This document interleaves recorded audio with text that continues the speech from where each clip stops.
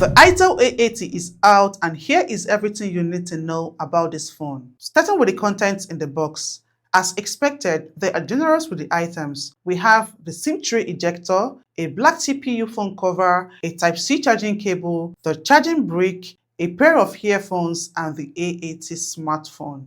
This phone is available in only 3 colors: the black, the blue, and the white color. I got mine for 118,000 naira for the 4GB RAM, 128GB storage option. The design of this phone is pretty simple. The back is made of glass-like plastic with texture patterns and has awesome inscribed on the lower left side of the phone. From the outside, the camera lenses to me are a bit too big, and there would definitely be a fingerprint magnet. It is a single speaker phone, and the speaker is located at the bottom here together with the headphone jack and the Type-C charging port. It has a responsive side-mounted fingerprint scanner on the right side. The SIM tray that houses 2 SIMs and 1 micro SD card for storage expansion to up to 2 TB on the left side of the phone. The frame of this phone is also made of plastic. I like that the selfie camera has the punch hole screen design coupled with slim bezels with a screen to body ratio of 90%, which kind of makes it look beautiful and premium.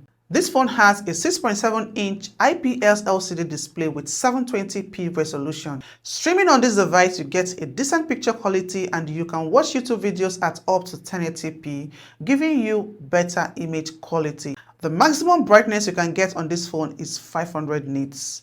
There is also this dynamic bar at the top here that helps you access your notifications, battery status, and calls seamlessly, also adding more to the phone's aesthetics. Contrary to what most people think and what Itel claims here about this phone does not have a 120Hz refresh rate. In fact, the screen of this phone refreshes at 60Hz at max, and nobody can convince me otherwise. Like, how can anyone even mention 120Hz refresh rates alongside this phone? Like this same phone I am holding in my hand right now? However, it does have a touch sampling rate of 120Hz, which I do feel is maybe what these brands are intentionally mixing up to market their budget phones these days. Okay, for those who do not understand this, in simple terms, a refresh rate is the fastest time it takes for a phone to update the images on the screen, especially when doing things like scrolling, gaming, or other fast-paced activities on the phone. So the higher the refresh rate, the smoother the visual experience. While the touch sampling rate, on the other hand, is simply the fastest time it takes for a phone screen to respond to touch when you tap or swipe on it. So the higher the touch sampling rate, the more responsive and fluid the touch experience. That said, I am sure you must have already visualized what to expect while using this phone.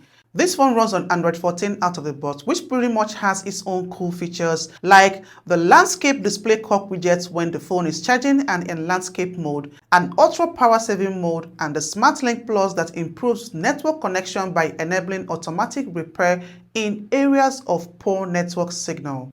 It is powered by the Unisoc T603 chipset, which you would find mostly on low-budget phones like this one, designed to help optimize their performance. And of course, I believe whoever that buys this phone will not expect to experience the best performance while using this phone. It is a low-budget entry-level smartphone that would basically serve you for calls, surfing the internet, and other less tasking mobile phone activities. I tried playing high graphics games like the Call of Duty mobile, and while I could play the game, as expected, the performance was poor as I kept experiencing some lags.